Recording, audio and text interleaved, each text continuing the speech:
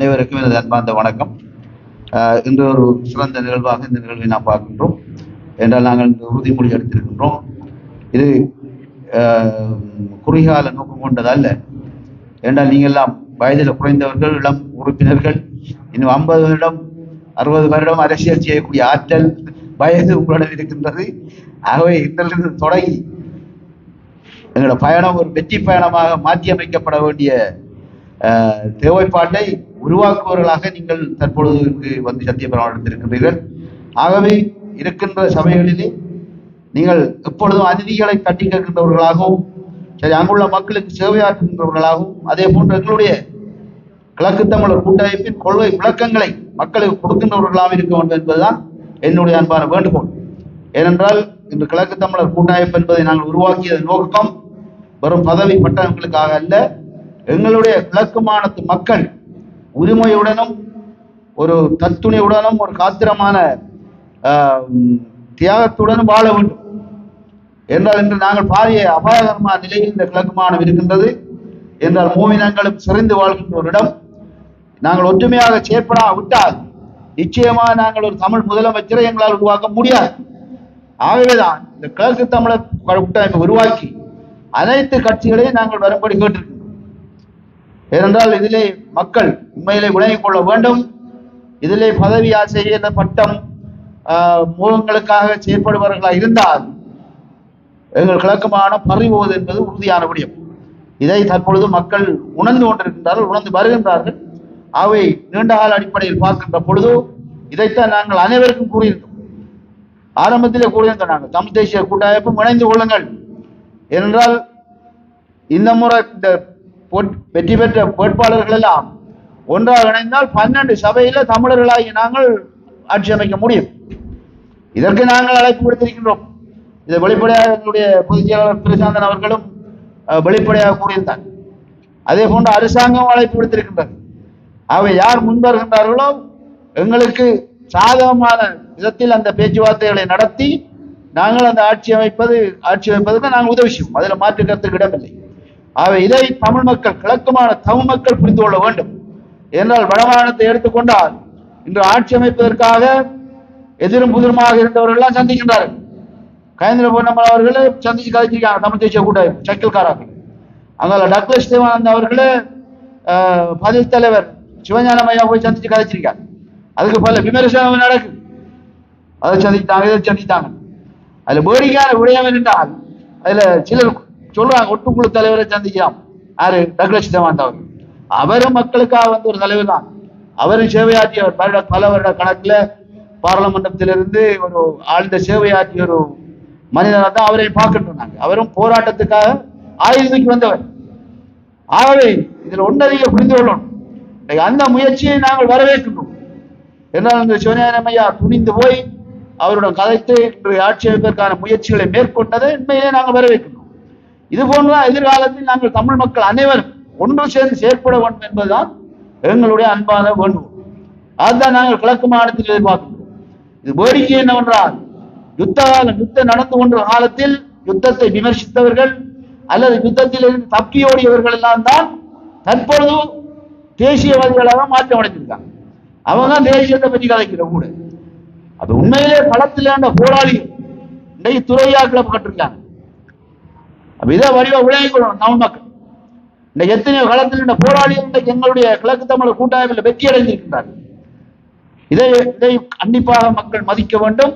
அதுதான் நாங்கள் மக்களிடம் எதிர்பார்க்கின்றோம். ஆகவே இங்கும் நாங்கள் ஆட்சி அமைப்பதற்கு எவருடன் பேசுவதற்கு தயாராக இருக்கின்றோம். அதில் விட்டுக் கொடுப்பன இருப்பதற்கு தயாராக இருக்கின்றோம். ஆகவே இந்த வெற்றியானது உண்மையிலே ஒரு என்னை பொறுத்தவரையில் ஒரு உண்மையான வெற்றியை தான் நாங்கள் பெற்றிருக்கின்றோம். ஏனென்றால் இன்று ஒருவத்த சாராயம் கொடுக்கல, ஒரு சோத்து பாதைகள் கொடுக்கல, அரிசி மூட கொடுக்கல. அந்த வாக்குகள் என்பது அந்த மக்களோட அடிமனையில் இருந்து வந்த வாக்குகள். இன்னைக்கு பாராளுமன்றத்திலே ஆளுங்கட்சி பழைய அமைச்சர்கள் அந்த அமைச்சர்கள் குற்றம் சாடுறாங்க. தமிழ் தேசிய கூட்டமைப்பு சாராயம் கொடுத்த எங்களுக்கு தெரியும், அரிசி மூட கொடுத்த தெரியும். எவ்வளவு அவமானம் கொண்டு பாருங்க. அவங்க தான் தேசியவாதி. அப்ப இன்றைக்கு தேசியம் மட்டும் சமூகத்தை கொண்டு ஒரு இதுக்குள்ள இருட்டடிப்பு செய்த அரசியல் தலைவர்களாக தான் இன்னைக்கு அவங்க இருக்கிறாங்க. அப்ப அதை நாம மாற்றி அமைக்கணும். இதை புரிந்து கொள்ளணும். இதை மக்களும் புரிந்து கொள்ளணுன்றதை நாங்கள் அன்பாக கேட்டுக்கொள்கின்றோம். ஆகவே சிறந்த முறையில் நீங்க உங்களோட சேவைகளை சிறந்த முறையில் ஆற்ற வேண்டும். அதற்காக நாங்கள் எங்களான பின்னணி ஒத்துழைப்புகளை உங்களுக்கு நாங்கள் வழங்கி கொண்டிருப்போம். நல்ல சுதந்திரமாக நீங்க செயற்படலாம், எதுவித தடையும் இல்லை. அதே போன்ற இடத்திலே தோற்று போன எங்களுடைய வேட்பாளர்கள் சலிப்படையக்கூடாது என்பதை அவர்களிடம் நான் கேட்டுக்கொள்கின்றேன். ஏனென்றால் அவர்களும் இளைஞர்கள், யுவதிகள், அவர்களுக்கு எதிராக இருக்கின்றது. அவை தொடர்ந்து சோர்வடையாமல் அவர்களும் அவருடைய அரசியல் பணியை தொடர்வதற்கு நீங்கள் உங்கள் வட்டாரத்தில் அவர்களுக்கும் உதவி செய்து அவர்களை சேர்த்துக்கொண்டு இழுத்துக்கொண்டு செயற்பட வேண்டும் என்பதையும் இவ்விடத்திலே உங்களோட அன்பாக கேட்டுக்கொள்கின்றோம். என்றால் இது நீண்டகால பயணம்.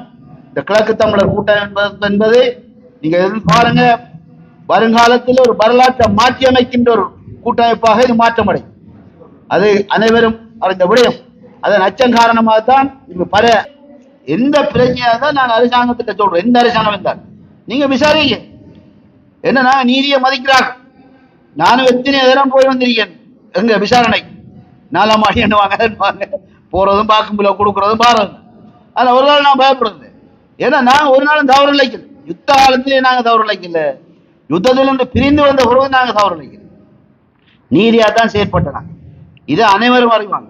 இதை பொறுத்து கொள்ள முடியாத ஒரு தோற்று போன சமூகம் தான் இன்னைக்கு எங்களை துறவிகளாக்கி, கிழக்கமான மக்களை துறவிகளாக்கி, போராளிகளை துறவிகளாக்கி இன்னைக்கு வெளிவில காட்டி கொண்டிருக்கிறாங்க. அப்ப இதை நாங்கள் உண்மையாக ஏற்றுக்கொள்ளலாம். ஆவது ஈஸ்டர் குண்டு தாக்குதல் அறிக்கலாம், எந்த குண்டு தாக்குதல் அறிக்கலாம். நீங்க விசாரிங்க, நீதியை விசாரித்து உடனடியாக தீர்ப்பை கொண்டு வாங்க. அப்ப இது எங்களோட மக்களுக்கும் விளங்கும், உலகத்துக்கும் விளங்கும். இதில் 6 தவறு இழைத்தவர்கள். அதைத்தான் நாங்கள் எல்லாரும் பண்ணிக்கொள்றோம். ஆகவே அது எந்த அரசாங்கம் இருந்தாலும் நாங்கள் அதைத்தான் கேட்டுக்கொள்வோம். நீங்க நீதியா செயற்படுங்க, நீதிக்கு விசாரிங்க, அது பிரச்சனை. ஆகவே அதை நாங்கள் மதிக்கின்றவர்களாக இன்றைக்கு நாங்கள் இருக்கின்றோம். ஆகவே எதற்கு நாங்கள் அஞ்சப் போவதில்லை. தொடர்ந்து உங்களுடைய பயணம் வெற்றி பயணமாக இருக்க வேண்டும் என்பதை உங்களுடன் கேட்டுக்கொண்டு விடைபெற்றுக் கொள்கின்றேன். நன்றி, வணக்கம். சட்டவிரோதமாக அமைக்கப்பட்டுள்ள திச விகாரையை அகற்ற கோரியும் விகாரை அமைந்துள்ள காணி மற்றும் அதனை சூழவுள்ள காணிகளை காணி உரிமையாளர்களிடம் மீளவும் வழங்குமாறு வலியுறுத்தி ஒவ்வொரு பௌர்ணமி தினத்தன்றும் தமிழர்கள் போராட்டங்களில் ஈடுபட்டு வருகின்ற நிலையில் இன்றும் போராட்டம் நடைபெறுகிறது.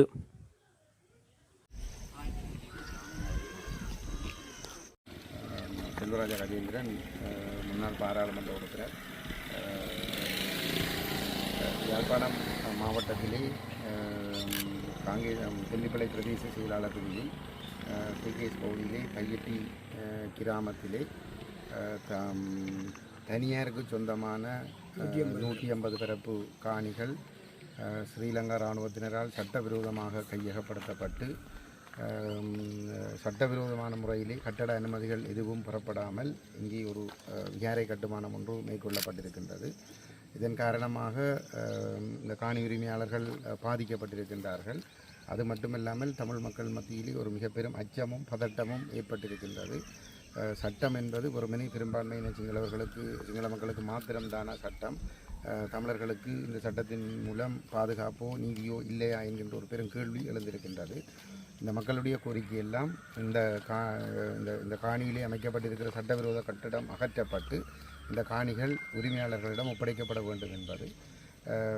இந்த காணி உரிமையாளர்கள் கிட்டத்தட்ட 2020ஆம் ஆண்டிலிருந்து இந்த காணியை விடுவிப்பதற்கு மிக அமைதியான முறையிலே இந்த நிர்வாகங்களோடு அணுகி வந்தார்கள். இங்கே இருக்கக்கூடிய அந்த பிக்கு இந்த காணி விடுவிக்கப்படும் என்ற ஒரு நம்பிக்கையை இந்த மக்களுக்கு கொடுத்து கொண்டு வந்திருந்தார். இங்கே கட்டுமானங்கள் எதுவும் நடைபெற்றிருக்கவில்லை. இராணுவத்தோடு அந்த பிக்கு இங்கே தங்கியிருந்த பொழுது இந்த மக்களுக்கு இந்த காணி விடுவிக்கப்படும் என்று சொல்லியிருந்தார். ஆனால் மிக இரகசியமான முறையிலே பொதுமக்கள் செல்ல அனுமதிக்கப்படாத நிலையில் இந்த கட்டுமானம் கட்டியெழுப்பப்பட்டு சிறப்பு விழா நடைபெறுகின்ற நிலையில் இந்த மக்களுக்கு தெரிய வந்தது இங்கே ஒரு விகாரை கட்டப்பட இருக்கிறது, திறக்கப்பட இருக்கிறது. அந்த இடத்திலே தான் இந்த மக்கள் அதற்கு எதிரான ஒரு போராட்டத்தை தொடங்கினார்கள். அந்த போராட்டத்துக்கு ஒரு ஜனநாயக ரீதியாக நாங்கள் ஆதரவு வழங்கி வருகின்றோம். நாங்கள் இந்த போராட்டமானது சிங்கள மக்களுக்கு எதிரானதல்ல, பௌத்த மக்களுக்கு எதிரானதல்ல, மாறாக ஒரு சட்டவிரோத செயல்பாடுகளுக்கு எதிரானது. யாழ்ப்பாணம் மாவட்டத்திலே யாழ்ப்பாணத்தினுடைய நகரத்தின் மையத்திலே ஆரியகுளம் பகுதியிலே ஒரு விகாரை அமைந்திருக்கிறது. அந்த விகாரைக்கு ஒவ்வொரு மாதமும் பல ஆயிரக்கணக்கான சிங்கள மக்கள் வருகிறார்கள். வருடந்தோறும் நடைபெறுகின்ற வெசாக் பொசன் போன்ற நிகழ்வுகளுக்கும் லட்சக்கணக்கான மக்கள் வந்து செல்கிறார்கள். நைனாதீவிலே விகாரை இருக்கிறது, அங்கும் லட்சக்கணக்கான சிங்கள மக்கள் வந்து செல்கின்றார்கள். எந்த ஒரு இடத்திலும் தமிழ் மக்கள் அதற்கு எதிர்ப்பு தெரிவிப்பதில்லை. மாறாக அந்த பகுதியில் இருக்கக்கூடிய மக்கள் அங்கு சென்று அவர்களும் அந்த நிகழ்வுகளை கண்டுகளிக்கின்ற சம்பவங்கள்லாம் இருக்கிறது. இது தமிழ் மக்களுக்கும் சிங்கள மக்களுக்கும் இடையிலே ஒரு விதிசலை ஏற்படுத்த வேண்டும் என்கின்ற ஒரு நோக்கத்தோடு இந்த முயற்சி நடந்திருக்கிறது. இந்த சட்டத்தின் ஆட்சி இருக்க போகிறது என்று சொன்னால் தமிழ் மக்களுக்கு இந்த சட்டத்தின் மீது நம்பிக்கை பெற வேண்டும். அதென்று சொன்னால் இந்த சட்டவிரோத கட்டுமானம் அகற்றப்பட்டு காணி உரிமையாளர்களிடம் கையளிக்கப்பட வேண்டும். දකුණේ මේක සම්බන්ධයෙන් කියන්නේ ඔබතුමන්ලාගේ මැදිහත් වීම සම්බන්ධයෙන් දේශපාලන මුරුවරක් මේක ගන්නවා කියන එක. ඉතින් ඔබ දේශපාලඥයෙක් විදිහට මොන හේතුවටද මෙතන කියන්නේ මේ මිනිසුත් එක්ක මේ විරෝධතාවය දිගටම කරගෙන යන්නේ කියන එක චෝදනාවක් ඉදිරියට. දකුණේ සමාජයේ මාධ්‍යවල මේ ප්‍රවෘත්තිය ගියාම දකුණේ මිනිස්සු කියන චෝදනාවක් මේක. අයි මේකට දේශපාලන මුහුණුවර ගන්න කියන එක. ඒකට හේතුවකට පැහැදිලි. அதாவது தெற்குல இருக்கின்ற ஒரு கிரிட்டிசிசம் ஒன்று தான் இது சம்பந்தமான செய்திகள் போகும்போது கீழே ஏன் இந்த அரசியல்வாதி இருக்கிற வராங்க, ஏன் இந்த அரசியல்வாதி இருக்கிற அவங்க காணி கொடுக்கணும் இல்லை, ஏன் அவங்க இங்கே வந்து ப்ரொடெஸ்ட் பண்ணுறாங்க, அந்த மாதிரியான கேள்வி ஒன்று வருது. அதே போல் ஒரு குற்றச்சாட்டு இருக்குது அரசாங்கத்தில் தரப்புலையும் அவங்க சொல்லியிருக்காங்க சில அரசியல்வாதிகள் இதை மையமாக வைத்து அரசியல் செய்கிறாங்க. அவங்களுடைய பாராளுமன்றமாக இருக்கலாம், உள்ளூராட்சி மன்றத்தில் இதை மையமாக வச்சு தான் அவங்க அரசியலே செஞ்சாங்க. எனவே அவர்கள் வேறு விதமான அஜெண்டாவோடு இருக்கிற ஒரு குற்றச்சாட்டு இருக்கின்றது. அது சம்பந்தமாக என்ன நினைக்கிறேன்? அது ஒரு ஆதாரமற்ற குற்றச்சாட்டு. இப்போ நாங்கள் போராட்டம் நடத்துகிறோம், சரி நாங்கள் வந்து அரசியல்வாதிகள் அரசியல் லாபத்துக்கு நாங்கள் கதைக்கிறோம் என்று சொல்லி சொன்னால் இந்த குற்றச்சாட்டு வந்து இது காணி தனியார் காணி, இந்த காணியினுடைய உறுதிகள் வந்து இந்த மக்கள்கிட்ட இருக்குது, கட்டடம் சட்டவிரோதமானது. இந்த விடயங்களை ஆராய்கிற பொழுது இன்றைக்கு வந்து தேசிய நல்லிணக்கணத்துக்கான அலுவலகமே வந்து சொல்லி இருக்கிறது வந்து அந்த காணி தனியாருடைய காணி, கட்டடத்துக்கு அனுமதி இல்லை என்று சொல்லி சொன்னால் அது சட்டவிரோதம். அப்போ நாங்கள் நிற்கிறோம் இல்லைன்றதை கொடுப்போம். சட்டவிரோதம் அந்த நாங்கள் சொல்லுகிற குற்றச்சாட்டு உண்மையாக இல்லையான்றது யாராஞ்சி தீர்வை கொடுத்துருந்தால் 22 வருஷமாக போராட்டம் நடத்த வேண்டிய தேவை. அப்போ அதை செய்கிறத விட்டு போட்டு வந்து குரல் இல்லாத மக்கள், இந்த மக்களுக்கு குரல் இல்லை. இங்கே இராணுவ புலனாய்வு பிரிவு இருந்தால் அதில் புலனாய்வு பிரிவு படுத்து கிடக்குது வந்து. அப்போ மக்களுக்கு பாதுகாப்பு இல்லாத நிலைமை, மக்களுக்கு குரல் வெளிப்பட்டு தங்களுடைய உணர்வுகளை வெளிப்படுத்த முடியாத நிலைமையில் அதுக்கு தானே மக்கள் தேர்தலில் வந்து பிரதிநிதிகளை தெரிவு செய்கிறோம். அந்த அடிப்படையில் வந்து நாங்கள் எங்களுடைய கடமையை வந்து நாங்கள் செய்கிறோம். அந்த மக்களுக்கு இந்த உரிமைகளுக்கு குரல் கொடுக்குறது எங்களுடைய கடமை. நாங்கள் 2 வருடமாக போராடுறோம், 2 வருடமாக இங்கே சிங்கள மக்கள் வந்து போயினோம். யாருக்கும் நாங்கள் இந்த தீங்கையும் ஏற்படுத்தி வன்முறை இல்லாமல் அமைதியான முறையில், ஆனால் ஒரு சட்டவிரோதமான செயல்பாடு இங்கே நடக்குதுன்றதை வந்து நாங்கள் வெளிப்படுத்தி கொண்டிருக்கிறோம். 2 வருஷத்தால் தான் நீங்களே இந்த இடத்துக்கு வந்திருக்கிறீங்க உலகானே. அப்போ இது இன்னும் 2 வருஷம் நடத்த வேண்டியிருக்கலாம், ஆனால் நாங்கள் தொடர்ந்து நடத்துவோம். ஏன்னா அந்த மக்களுக்கு குரல் இல்லை, நாங்கள் அவர்களுக்கு பக்கபலமாக இருக்கிறோம். மற்றது சொன்ன குற்றச்சாட்டு சரியாக உண்மையாக பொய்யான்றதை வந்து முதல் ஆராயணும்.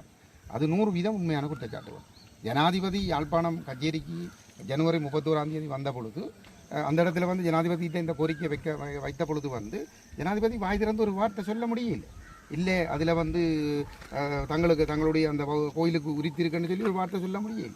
ஏனென்றால் அது சட்டவிரோதம்ன்றது ஜனாதிபதிக்கு தெரியும். இன்னொரு பிரச்சனை இருக்குது என்னென்னு சொன்னால், இப்போ போலீஸ் வந்து இந்த விடயத்தில் வந்து பாதிக்கப்பட்ட மக்களுக்கு முற்றுமுழுதாக எதிராக தான் இருக்குது. அப்போ அவர்கள் என்ன செய்கிறார்கள் என்று சொல்லி சொன்னால், அந்த மக்கள் தனியாக போராட படிக்கிறீங்களில் வந்து அவர்களுக்கு எதிராக அப்பட்டமான பொய் குற்றச்சாட்டுகளை சுமத்தி வந்து அவர்களை வழக்குகளில் போட்டு சிக்க வச்சு வந்து வேறு விஷயங்களில் வந்து சிக்க வச்சு அவர்களை இந்த போராட்டத்தை அந்த உரிமை ஆணிக்கு உரிமை கூடுற விஷயத்திலிருந்து மௌனிக்கப்படுற முயற்சிகளை செய்யல நாங்கள் பார்த்து கொண்டிருக்கிறோம். மற்றது இன்னொரு விஷயம் அதையும் சேர்த்து சொல்லணும். இப்போ மற்றது வந்து இப்போ அனுரகுமார திசாநாயக்கா வந்து இந்த அரசியல்வாதிகள் பின்னிக்கு இருக்கிறார்கள் என்று சொல்கிறது, அவர் ஒரு அடிப்படை நீர்நியற்ற ஒரு மூன்றாந்தர அரசியல்வாதி என்பதை அவர் காட்டுறார்.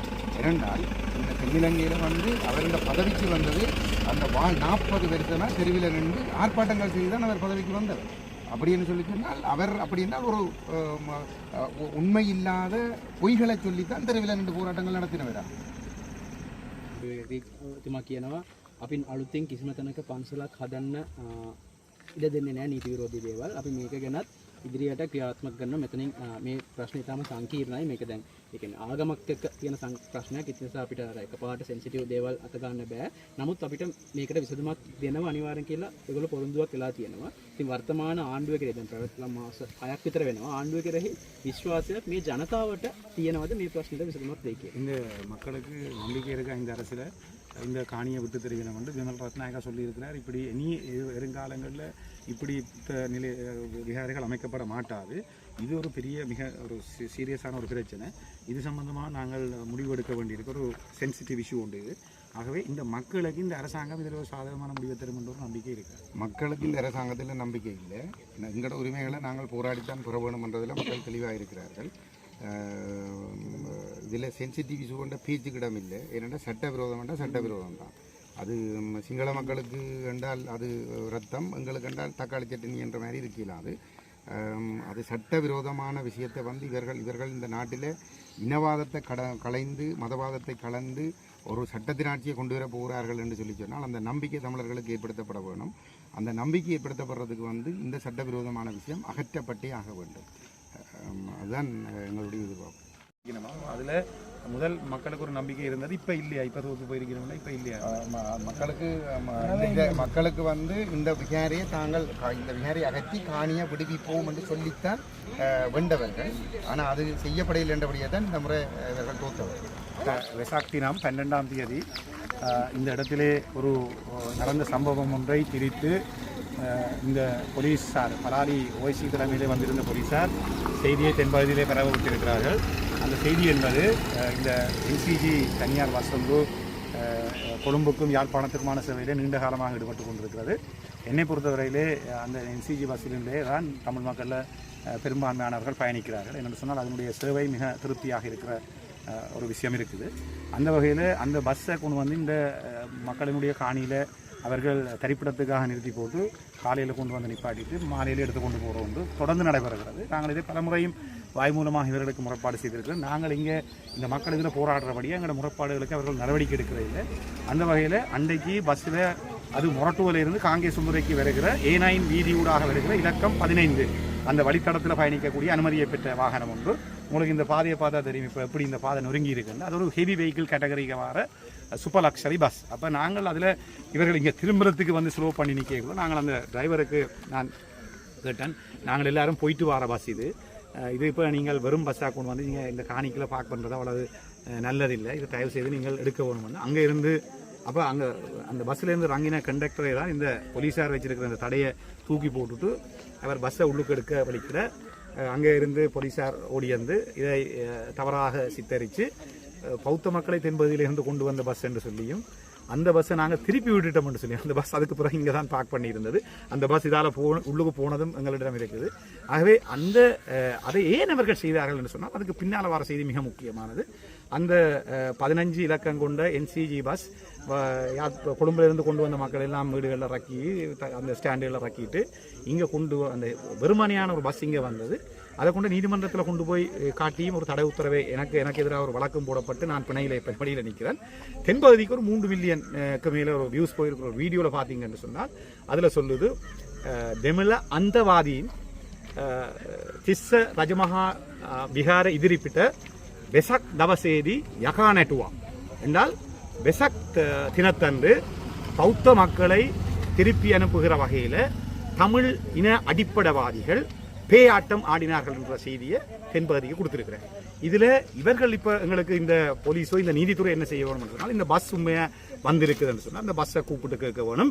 நீங்கள் அன்றைய தினம் அதில் நிரப்பி கொண்டு ஆக்களை கொண்டோ ரக்கினீங்க, எத்தனை பேரை இங்கே ரக்கினீங்க, எத்தனை பேரை திருப்பி ஏற்றி கொண்டு போனீங்க என்ற விஷயங்களை தேடி பார்த்தா தெரியும். நாங்கள் இந்த பஸ் இதில் 2 வருஷமாக இதில் போராடுறோம். எத்தனையோ தென்பகுதி மக்கள் அப்பாவி மக்களை கொண்டு வந்து அந்த பஸ்கள் உள்ளுக்கு கொண்டு போய் பார்க் பண்ணி அவர்கள் இருந்து குளிச்சு தங்களுடைய கடன்களை எல்லாத்தையும் முடிச்சுட்டு திருப்பி ஏறி போகினோம். நாங்கள் அந்த இடங்களில் மக்களுக்கு எங்களுடைய இந்த அநியாயம் நடந்திருக்கிற அநியாயத்தை தான் சொல்லுறமே ஒழிய அந்த பஸ்ஸுகளை நாங்கள் இன்றைக்கும் திருப்பினே இல்லை. இந்த இதில் இன்றைக்கும் ஒரு நீதிமன்ற கட்டளையை கொண்டு வந்து ஒட்டி போட்டு பலாலி ஓய்சி மிரட்டி போட்டு போயிருக்கிறார். அதுக்கு பிறகு அந்த வந்த மீடியாவுக்கு நாங்கள் கொடுத்துருக்கிறோம். தென்பகுதிக்கு விசேஷமாக சொல்லியிருக்கிறோம். 12ஆம் தேதி நாங்கள் செய்தது வந்து பௌத்த சிங்கள மக்களுக்கு எதிரான ஒரு போராட்டம் இல்லை. அந்த பஸ் வந்து இதுக்குள்ள பார்க் பண்ணக்கூடாது, ஒரு தனியார் பஸ், இது பொதுமக்களோட காணி, நீங்கள் சட்டத்தை கையில் எடுத்துக்கொண்டு இதை செய்யாதீங்க கொண்டு. ஆகவே இது வேண்டுமென்றே செய்யப்பட்டு கடந்த 1 மாசமாக நீங்க சிங்கள மீடியாக்களை போய் பார்த்தீங்கன்னா சோசியல் மீடியாவில் இந்த போசோனுக்கு எழும்பி வாங்கோ திசவிகார பறிபோகுது, எங்களுடைய பௌத்தர்களுடைய உரிமை பறிபோகுது என்ற கோஷத்தை போட்டு இதே வீடியோ என்னுடைய படத்தோட இருக்கிற அந்த வீடியோக்கு பின்னால் போகிறது இது மட்டும்தான். இப்படியான இந்த இந்த இந்த போலீசாரையும் இந்த இராணுவத்தினருடைய இந்த அரச கட்டமைப்புகளுக்கு எதிராக நாங்கள் போராட வேண்டிய தேவை இருக்குது. அதை நாங்கள் மக்களுக்கு மிக விரிவாக சொல்லியிருக்கிறோம். இன்றைக்கும் நாளைக்கு எங்களுக்கு இருக்கிற இங்கே இதில் இருக்கிற பணி தென்பகுதியிலிருந்து வர்ற மக்கள் அது 1000-ஆகவோ 10,000-ஆகவோ லட்சமாகவும் இருக்கலாம். அந்த மக்களுக்கு நாங்கள் இந்த விஷயத்தை சொல்லணும். சிங்கள பௌத்த மக்கள் புசோன் தினத்துக்கு இங்கே வரணும் என்று சொன்னால் அவர்களை நாங்களும் இருகரத்தோடு வரவேற்கிறோம். இங்கே வந்து நீங்கள் கும்பிட போறீங்கன்னா கும்பிட்டுட்டு வந்து ஏன் இதில் இருக்கணும்ன்ற விஷயத்தை அறிஞ்சு கொண்டு போவோம். உண்மையான பிரச்சனையை கொண்டு வருவோம். என்னடா இந்த பொய்யான புனையப்பட்ட சமைக்கப்பட்ட செய்திகளை இந்த போலீஸார், சட்டத்தை பாதுகாக்க உள்ள போலீஸார் இந்த செய்தியை கொடுத்திருக்கார்கள் என்பதால் எங்களுடைய விளக்கம். ஜனநாயக தமிழ் தேசிய கூட்டணியின் உள்ளூராட்சி சபை உறுப்பினர்களின் சத்திய பிரமாண நிகழ்வு இன்று கொக்குவிலில் இடம்பெற்றது. குறித்த நிகழ்வில் தர்மலிங்கம் சித்தார்த்தன், செல்வம் அடைக்கலநாதன், கலாநிதி சர்வேஸ்வரன், வேந்தன், கஜதீபன் ஆகியோர் கலந்து கொண்டனர். நிகழ்வில் யாழ்ப்பாணம் மாவட்டத்தில் உள்ள 17 உள்ளூராட்சி சபைகளில் போட்டியிட்டு வெற்றி பெற்ற 43 உறுப்பினர்கள் சத்தியப்பிரமாணம் மேற்கொண்டனர். வருகை தந்திருக்கின்ற எங்களுடைய தோழமை கட்சியினுடைய தலைவர்களே, இங்கே வீட்டிருக்கின்ற எனது அருமை உறுப்பினர்களே, உங்கள் எல்லோருக்கும் முதல் கண் நன்றி கலந்த வணக்கம். உண்மையிலே ஜனநாயக தேசிய கூட்டமைப்பிலே இணைந்து கொண்டு மக்கள் மத்தியிலே சென்று மக்களுடைய மனங்களிலே இடம் பிடித்து அதன் ஊடாக வெற்றி வாகை சூடிய உங்கள் அனைவருக்கும் அதற்கு ஒத்துழைப்பு நல்கி இந்த போனஸ்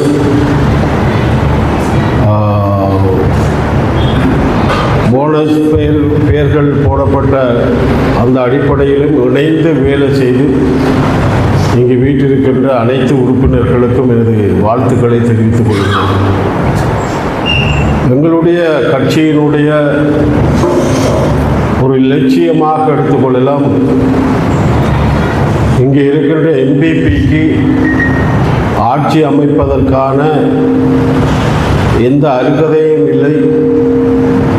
அதற்கான செயல்பாடுகளை இந்த எங்களுடைய வடக்கு கிழக்கிலே, எங்களுடைய தேசத்திலே எந்த ஒரு சபைகளையும் அவர்கள் கைப்பற்றக்கூடாதென்ற அந்த வீராப்போடு எங்களுடைய கட்சி செயல்பட்டு கொண்டிருக்கிறது. ஆகவே தமிழர் ஆளக்கூடிய எங்களுடைய தேசத்திலே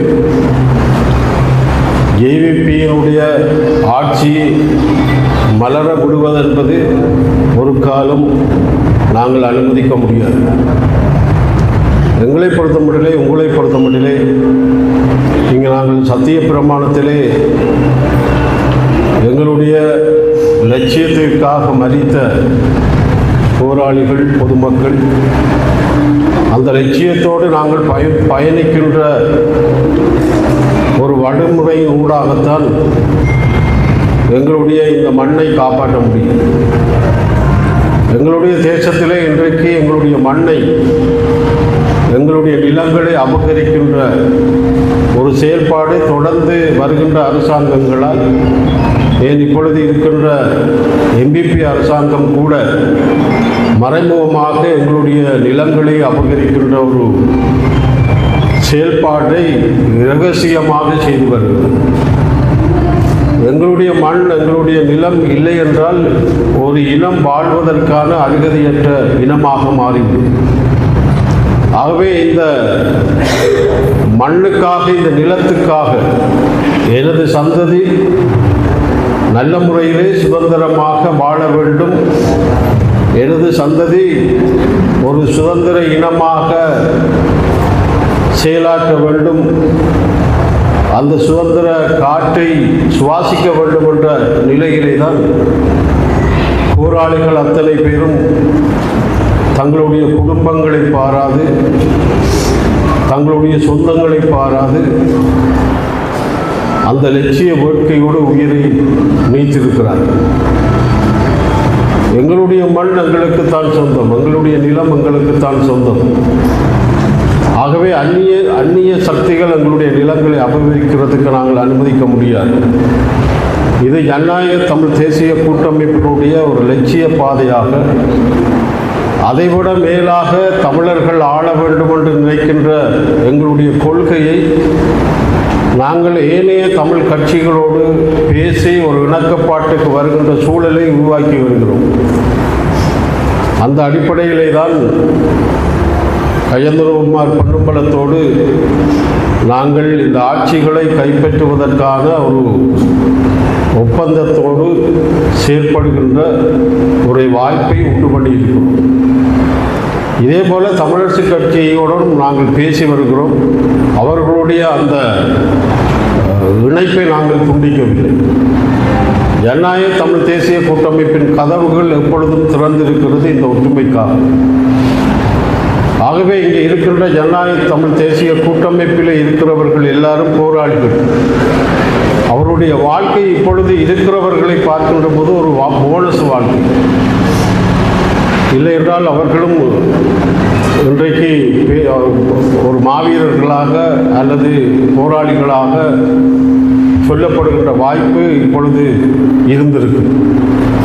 ஆனால் எங்களை பொறுத்தமட்டிலே இந்த ஒற்றுமைக்காக நாங்கள் கதவுகளை திறந்திருக்கின்றோம். தமிழரசு கட்சியோடு நாங்கள் பேசி இந்த ஆட்சியை அமைப்பதற்கு எங்களுடைய முயற்சியை முற்று முழுதாக செய்து வருகிறோம். நாங்கள் அவர்களை துண்டித்து விடவில்லை. ஏனென்றால் எங்களுடைய கொள்கை தமிழர்கள் வாழுகின்ற தமிழர்கள் பூர்வீகமாக வரலாற்றை கொண்ட இடங்களிலே தமிழர்கள் ஆள வேண்டும். ஆகவே இது ஒரு சாதாரண பிரதேச சபை, நகர சபை, மாநகர சபை என்று நாங்கள் பார்த்துவிட முடியாது. எங்களுடைய அனைத்து பிரச்சனைகளை நிலமாக இருக்கலாம் அல்லது வேறு வேறு மக்களுடைய பிரச்சனைகளாக இருக்கலாம், நீங்கள் தான் அதை கையாள போகிறீர்கள். நிலம் என்பது வட மாகாணத்துக்கு மாகாண சபைக்கு சொந்தமன்ற அல்ல. உங்களுடைய பிரதேச சபை, நகர சபை, இந்த சபைகளுக்கு உரித்தான நிலங்கள் இருக்கிறது. இங்கு வரலாற்று சிறப்புமிக்க ஒரு வரலாற்றையும் கொண்ட நிலையங்கள் இங்கே இருக்கிறது. அதை காப்பாற்றுகின்ற பொறுப்பும் கடமையும் உங்களிடம் இருக்கு.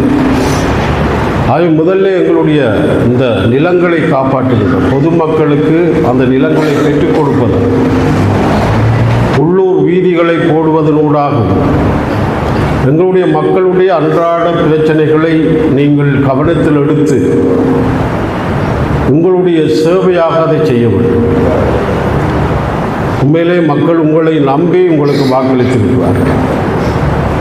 மக்கள் உங்களுடைய அந்த நீங்கள் தேர்தலிலே நீங்கள் அவர்களை போய் சந்தித்து நீங்கள் நடந்து கொண்ட விதங்களை வைத்துக்கொண்டு மக்கள் உங்களை நம்பி இருக்கிறார்கள். ஆகவே அவர்கள் ஏமாற்றுகின்ற ஒரு செயல்பாட்டுக்கு நாங்கள் முனையக்கூடாது. எங்களுக்கு குடும்ப பொறுப்புகள் இருக்கிறது. இருந்தாலும் இந்த சேவை என்பது எங்களுடைய மக்களுக்கு ஆற்றுகின்ற சேவையாக நீங்கள் அர்ப்பணிப்போடு செயல்பட வேண்டும். அப்பொழுதுதான் எங்களுடைய மக்களுடைய உண்மையிலே அன்றாடம் கஷ்டப்படுகின்ற ஒரு கிராமத்திலே வசதி அற்ற கிராமங்கள் பல இருக்கின்றன. அந்த மக்கள் உங்களை எதிர்பார்த்திருக்கிறார்கள்.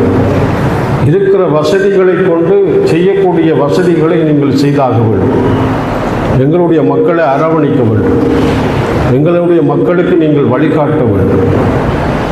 நீங்கள் எல்லாரும் ஒரு தலைவர்.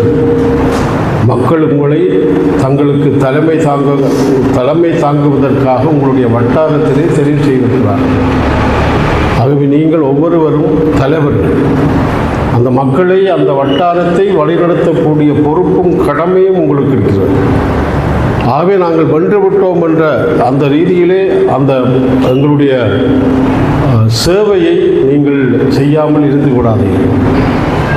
மக்கள் மிகவும் நிதானமாக இருக்கிறார்கள். இந்த முறை பார்த்தீர்கள் என்றால் இங்கே எல்லாரும் சேர்ந்து வாருங்கள், எல்லாரும் சேர்ந்து ஆட்சி அமையுங்கள் என்ற ஒரு செய்தியை மக்கள் தந்திருக்கிறார். தமிழ் தரப்பு ஒன்றிணைகின்ற போது எல்லா சபைகளையும் ஆட்சி அமைக்கக்கூடிய அந்த வலிமையை எங்களுடைய மக்கள் ஆணையாக தந்திருக்கிறார்கள்.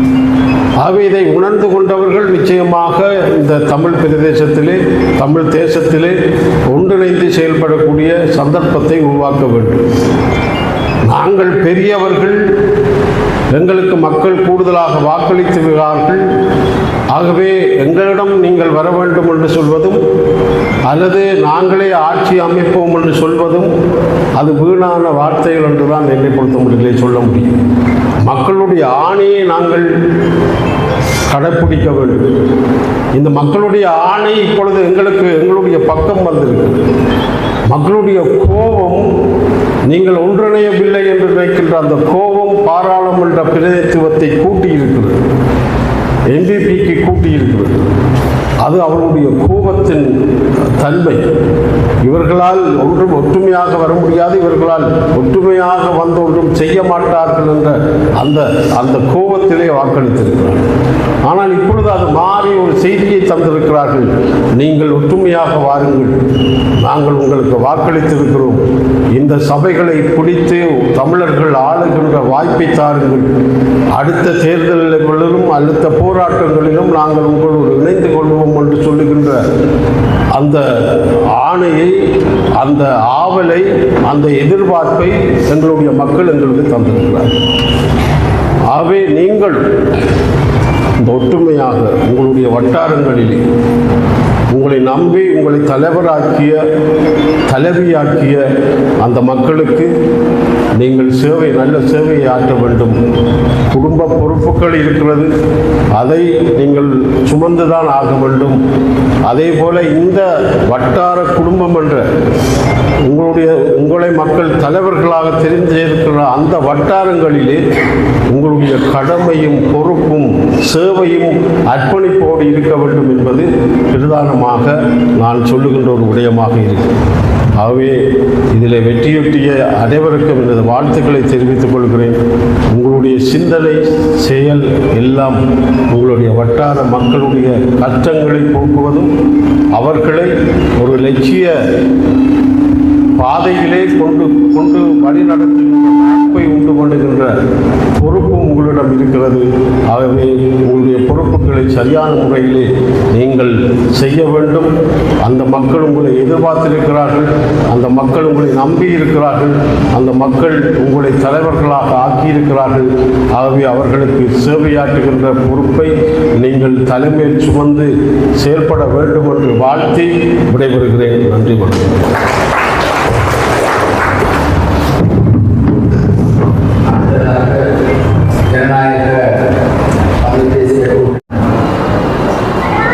மாவட்டத்திலிருந்து சத்தியப்பிரமாணம் எடுத்திருக்கின்றார்கள். அத்துடன் உங்களுக்கு தெரியும், அண்மையிலே முன்னணியுடன் அல்லது பேரவையுடன் ஒரு உடன்பாட்டுக்கு வந்து, அது முக்கியமாக அரசியல் உடன்பாட்டுக்கு வந்து நாங்கள் அவர்களுடன் செயல்படுவதாக இருக்கின்றோம். ஆகவே அந்த இருவருமாக சேர்ந்து, நாங்களும் பேரவையுமாக சேர்ந்து வடகிழக்கிலே வடக்கை பொறுத்த வடக்கென்று சொல்லுகின்ற போது யாழ்ப்பாணத்துக்கு வெளியிலே எங்களுடைய கூட்டுக்கள் அல்லது யாருடன் சேர்ந்து சபைகள் அமைப்பது என்பது சிறிது மாறுபட்டாலும் யாழ் மாவட்டத்திலே முழுமையாக பேரவையுடன் சேர்ந்து சபைகள் அமைப்பதற்கு முயற்சிகள் எடுக்கின்றோம். அதற்கு இந்த அங்கத்தவர்கள் மிக முக்கியமாக பங்களிக்க வேண்டியவர்கள் கல்விமன்றத்தை பொறுத்தமட்டில். ஏனென்றால் உங்களுக்கு தெரியும், நாங்கள் எல்லா சபைகளிலும் முழுமையான பலத்தை கொண்டவர்கள் அல்லது முழுமையான சபைகளை பிடிக்கக்கூடிய அங்கத்துவம் எங்களிடம் இல்லை. எல்லா சபைகளிலும் இருந்தாலும் எங்களால் இயன்ற அளவுக்கு பல சபைகளை பிடிப்பதற்காக நாங்கள் முயற்சிகள் எடுத்து வருகின்றோம். அந்த முயற்சிகள் எடுக்கின்ற போது அங்கத்தவர்களாகிய நீங்களும் அதற்காக பூரண ஒத்துழைப்பு வழங்குவது மாத்திரமில்லை. ஒத்துழைப்பு என்றால் உங்களுடைய வாக்கை மாத்திரம் நான் கூறவில்லை, நீங்கள் கட்டாயம் வாக்களிக்கத்தான் வேண்டும். அது வேறு.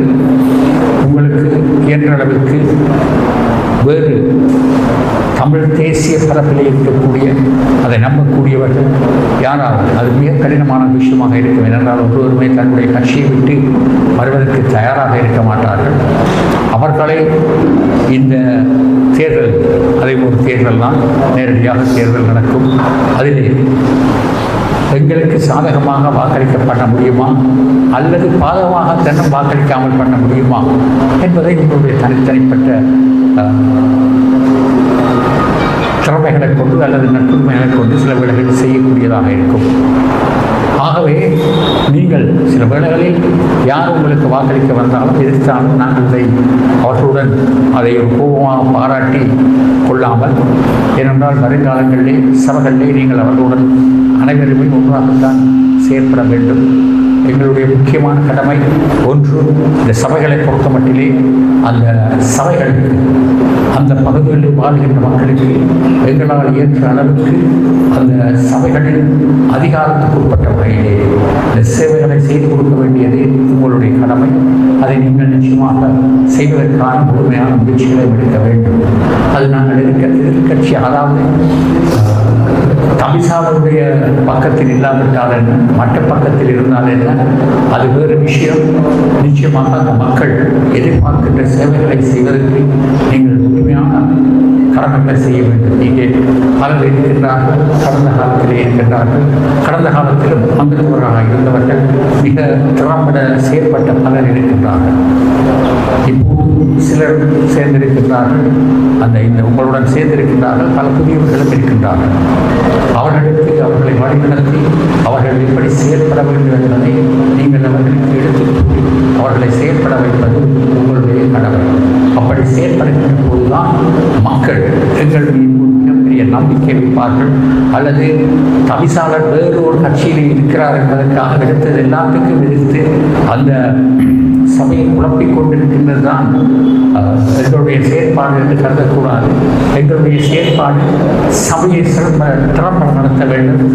எங்கு தவிசாளரோ அந்த நிர்வாகமோ தவறு செய்கிறதோ, அது எங்களுடைய நிர்வாகம் இருந்தாலும் எங்களுடைய தவிசாளராக இருந்தாலும் அதை சுட்டிக்காட்டி கட்டாயமாக அதை திருத்தி ஒரு திறம்பட நடத்துவதற்கு நீங்கள் முழுமையான முயற்சி எடுக்க வேண்டும் என்பதை கேட்டுக்கொண்டு முடித்துக் கொள்வேன். நன்றி, வணக்கம். தலைவர்களே, இங்கே முன்னதாகவும் சேவைகளை செய்து இனிமேலும் மக்கள் பணியாற்றுவதற்கான அங்கீகாரத்தோடு இங்கே குழுமி இருக்கக்கூடிய பிரதேச சபையினுடைய கௌரவ உறுப்பினர்களே, உங்கள் அனைவருக்கும் இந்நேர வணக்கங்கள். இங்கே எல்லோரும் குறிப்பிட்டு சொன்னதைப் போல கட்சி ஆரம்பித்து ஒரு 2-2.5 ஆண்டுகளே ஆகியிருக்கக்கூடிய ஒரு நிலை. இந்த மண்ணில் 75 ஆண்டுகளை கடந்திருக்கக்கூடிய கட்சிகள், அதைவிட அதிகமான ஆண்டுகளை கடந்திருக்கக்கூடிய கட்சிகளை தமிழ் தேசிய கட்சிகள், அதே போல இந்த நாட்டை ஆண்டு கொண்டிருக்கக்கூடிய சிங்கள தேசிய கட்சிகள், ஆண்ட சிங்கள தேசிய கட்சிகள், இவர்கள் எல்லோரோடும் இந்த களத்தை சந்தித்து இன்றைக்கு பல சபைகளிலே ஆட்சி அமைக்கக்கூடியதான ஒரு அணியாகும்.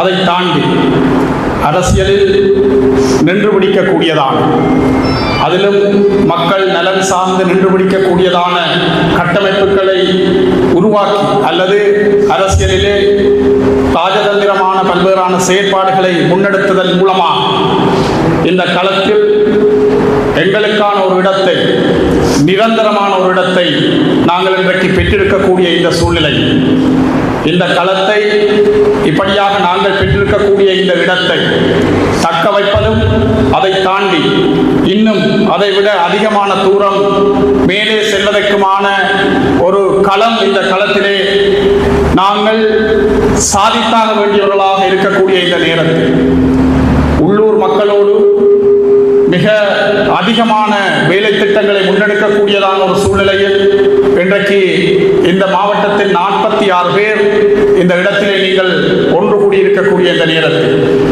அடுத்த ஒரு 4 ஆண்டுகளுக்கு பிறகு ஒரு தேர்தல் நடக்குமேயானால் உள்ளூராட்சி உள்ளூராட்சி மன்றத்தில் இந்த மண்டபத்தில் எங்களுடைய பதவியேற்பு நிகழ்வுகளை நடாத்த முடியாத அளவுக்கு மிகப்பெரிய அளவிலே எங்களுடைய உறுப்பினர்கள் அதிகமான எண்ணிக்கையிலே உருவாகி இருக்கிறார்கள் என்கிற ஒரு நிலைமை ஏற்படுத்துகிற அளவுக்கு நாங்கள் வேலை செய்தாக வேண்டும். ஏனென்றால் இன்றைக்கு இருக்கக்கூடிய நிலைமைகள் தொடர்பாக நாங்கள் அதிகம் பேசிக் கொண்டிருக்க வேண்டியதில்லை.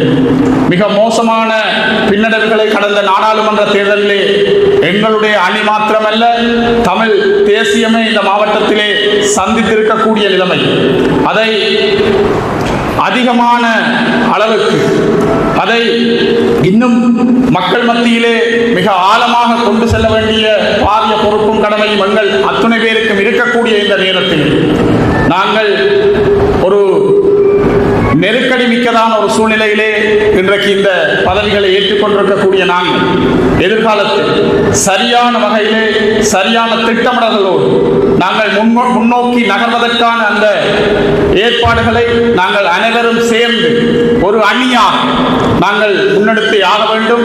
அது எங்கள் ஒவ்வொருவருடைய வரலாற்று கடமையமாக இருக்க வேண்டும் என்கிற ஒரு செய்தியை இந்த இடத்திலே சொல்லி இந்த உரையை நிறைவு செய்கிறேன். நன்றி.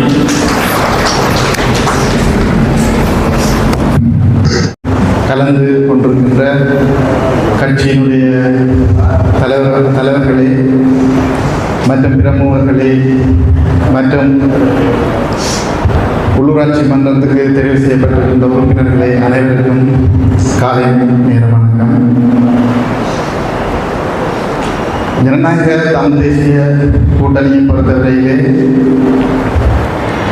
எங்களுடைய கட்சியானது மிக குறுகிய காலத்திலே 2023ஆம் ஆண்டு தான் மக்கள் மன்றத்திலே அறிமுகம் செய்யப்பட்டது. இன்று ஒரு 2 வருட காலப்பகுதியிலே நாங்கள் மக்கள் மன்றத்திலே வேலை செஞ்சு இன்று நாங்கள் ஒரு தமிழ் கட்சிகளுக்குள்ளே ஒரு 2வது நிலையிலே 2 வருட காலப்பகுதியிலே வந்திருக்கின்றோம் என்பது எங்களுடைய கட்சியினுடைய உறுப்பினர்கள் தொண்டர்கள் செய்த அளப்பெரிய பணியூடாக அவர்கள் செய்த வேலைகளூடாகத்தான் நாங்கள் இந்த நிலையை அடைந்திருக்கின்றோம். அந்த வகையிலே தான் நாங்கள் இன்று வடக்கு கிழக்கிலே 106 உறுப்பினர்களை கொண்ட ஒரு கூட்டணியாக நாங்கள் இருக்கின்றோம். அதுக்கு காரணம் எங்களுடைய கட்சியினுடைய உறுப்பினர்களுடைய அர்ப்பணிப்பும் அவர்கள் செய்த தியாகமும் என்பதை இந்த இடத்திலே நாங்கள் உணர்ந்து கொள்ள வேண்டும்.